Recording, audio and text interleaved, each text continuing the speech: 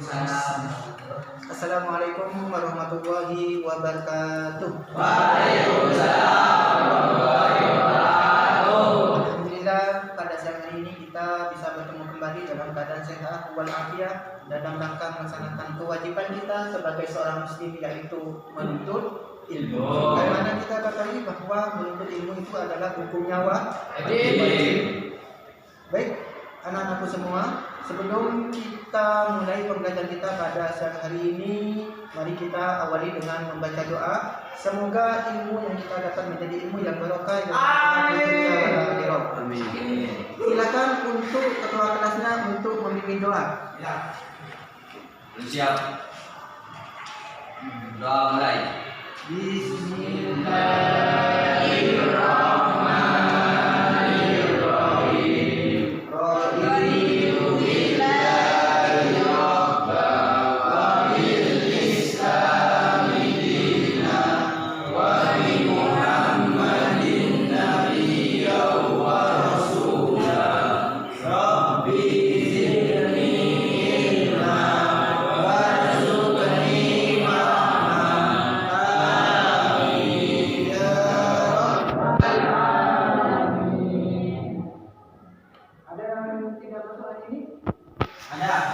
Siapa yang masuk?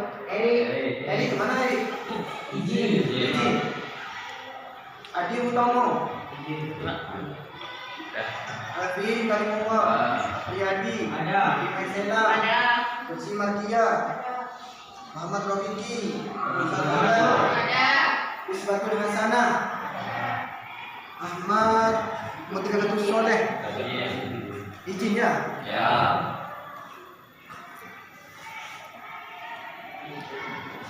Baik, anak-anak semua, pada hari ini kita akan belajar tentang pernikahan.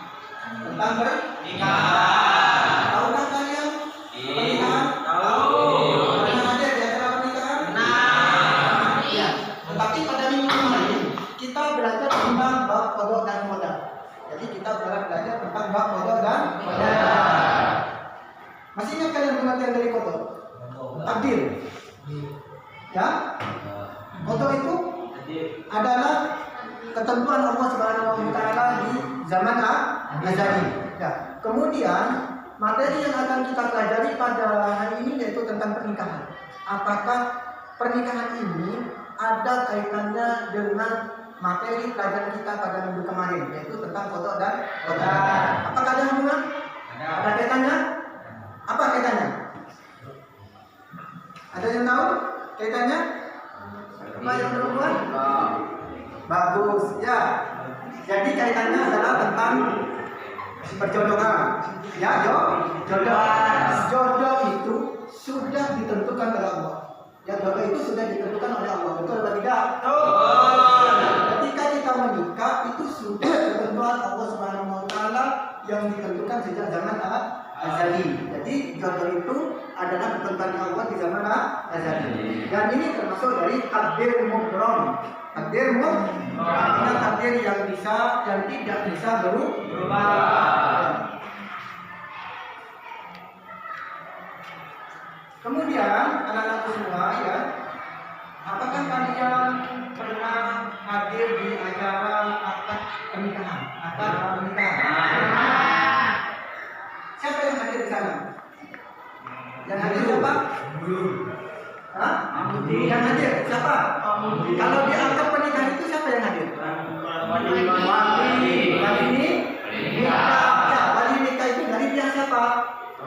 Dari pihak perempuan, dari pihak bapak dari perempuan. Jadi kalau ibu tidak bisa menjadi wali, yang bisa menjadi wali itu adalah bapak dan seterusnya. Ya. Kemudian siapa lagi yang hadir di sana? Ada Pak Kiai. Kiai juga. Ya. Apa lagi? Saksi. Ada saksi. Jadi ada wali nikah yang hadir dan juga ada saksi. Ya. Ketika kita belajar tentang pernikahan ini anak-anak semua, ya banyak manfaatnya yang akan kita ketahui dari belajar dari pernikahan. tentunya kalian sekarang sudah dewasa. Sudah dewasa. Umur ada yang 16, ada yang 17. Dan pastinya kalian semua akan melaksanakan pernikahan di suatu hari nanti. Ada yang mau menikah? Ya. Ya, ada nanti. Kalau sudah lulus, ada yang mau menikah? Ya. Dulu, kalau sekarang jangan menikah dulu, ya. Belajar. Jadi ketika kalian itu melaksanakan pernikahan, sudah berkeluarga, ya karena kalian telah mengetahui tentang dasar pernikahan. Ketika kalian berkeluarga, kalian sudah mengetahui tentang hak dan kewajiban dari seorang suami atau istri. Jadi kalian sebagai seorang istri mempunyai kewajiban, seorang suami juga mempunyai kewajiban. Semuanya ini bisa kita ketahui kalau kita belajar dari pernikahan. Nah, kemudian nikah ini adalah ibadah. Makanya Rasulullah ini bersabda, ya Rasulullah ini mengatakan seseorang yang telah melakukan pernikahan ini telah menyempurnakan separuh ibadahnya. Ya, jadi ibadah besar ganjarannya. Besar. Dan seorang istri aja mendekati suami, mendekati kelekeknya, mendekati itu sudah mendapatkan pahala. Merupakan suatu ibadah. Ya. Tujuan dari pembelajaran ini, jadi setelah kalian ini mempelajari tentang pernikahan ini, anak-anakku semua, kalian bisa menganalisis dan mengevaluasi atau mengidentifikasi ketentuan pernikahan dalam syariat Islam. Yang kedua, tujuan dari pembelajaran ini, kalian bisa menjelaskan ketentuan-ketentuan dari hukum pernikahan di dalam Islam. Jadi ada dua tujuan. Yang pertama, kalian bisa menganalisis atau mengidentifikasi hukum pernikahan di dalam Islam. Yang kedua, setelah kalian mempelajari materi ini, kalian bisa menjelaskan tentang hukum pernikahan di dalam Islam. Hari ini kita akan belajar tentang pernikahan. Yang akan kita pelajari adalah pengertian dari pernikahan. Yang kedua adalah tujuan dari pernikahan. Yang akan kita pelajari yang ketiga adalah hukum-hukum dari pernikahan.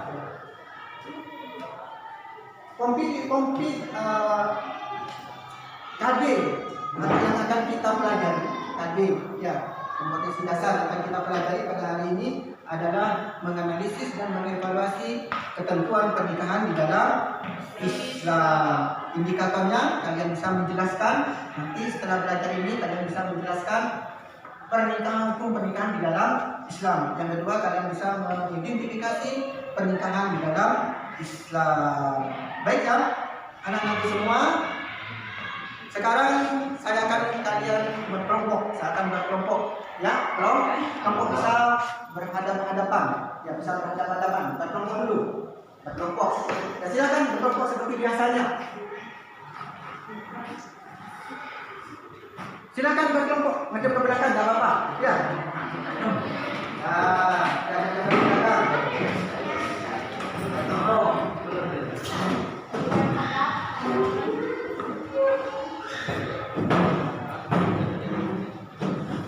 Sudah ya. Pada pertemuan kita pada hari ini saya akan menggunakan model pembelajaran PBL, Program Based Learning. Jadi kalian akan saya beri sebuah permasalahan. Di dalam pernikahan itu kan banyak permasalahan. Kalian akan saya berikan sebuah permasalahan. Kemudian permasalahan ini kalian buat rumusan masalah. Setelah itu kalian cari solusinya. Jadi permasalahan ini pasti punya solusinya apa? Ya, jadi rata-rata pembelajaran pada hari ini, ya, jadi kalian menganalisis permasalahan yang ada di masyarakat tentang pernikahan di lingkungan kalian. Yang kedua, ya, setelah itu kalian memberikan solusi solusi apa yang tepat untuk permasalahan yang terjadi yang berhubungan dengan pernikahan di lingkungan kita. Baik ya, anak-anakku semua, saya akan tayangkan sebuah video ya. Video ini tentang perceraian yang sangat banyak di Bandung.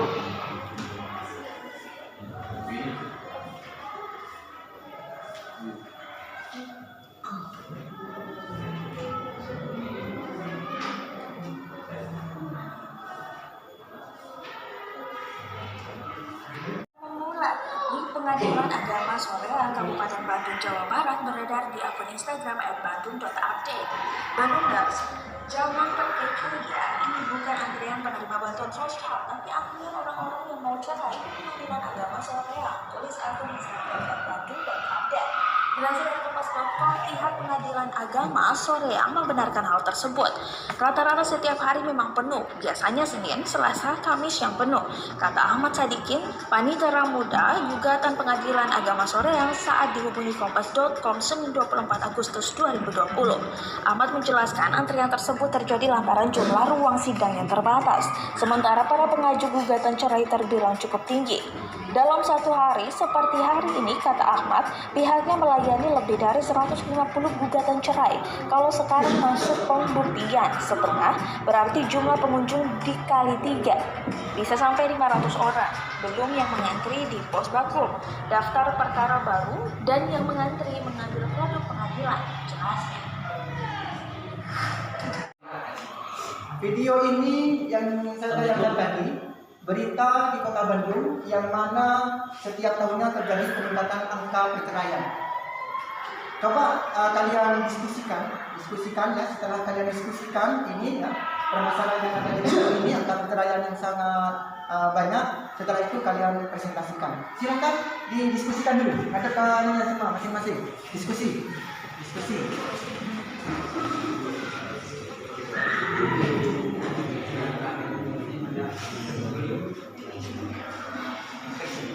Sudah ya? Setelah kalian berdiskusi, sekarang kalian presentasikan. Silakan, siapa yang mau berpresentasi? Silakan.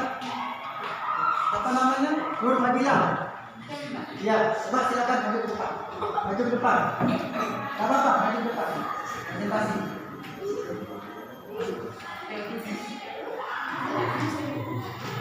Coba dengarkan ya presentasi dari Lumina ya, tentang video yang telah kalian saksikan.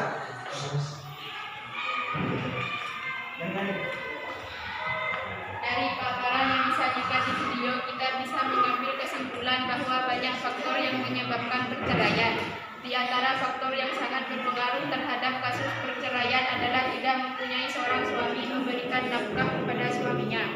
Dari sini kita bisa menyimpulkan bahwa seseorang yang akan menikah harus siap fisik, mental, ekonomi, ataupun akhlaknya.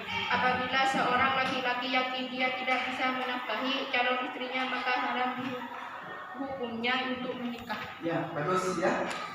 Ini representasi dari kalian ya. Jadi kalau kita akan menikah, kita harus siap fisiknya, mental siap, ekonomi juga harus siap. Fisik, mental, ekonomi tidak siap, maka pernikahan yang akan kita lakukan jatuh kepada pernikahan yang hukumnya haram. Jadi bukan hanya hukumnya bukan hanya sunnah, tapi juga ada yang haram. Ya. Kemudian apa yang bisa dengan video yang kalian saksikan? Video ini membahas tentang angka perceraian yang sangat besar di Kota Bandung. Perceraian yang sangat besar di Kota Bandung. Jadi setiap tahun itu perceraian pasti meningkat. Apa yang bisa kalian simpulkan dari video ini? Kesimpulan? Ya. Tentang perceraian?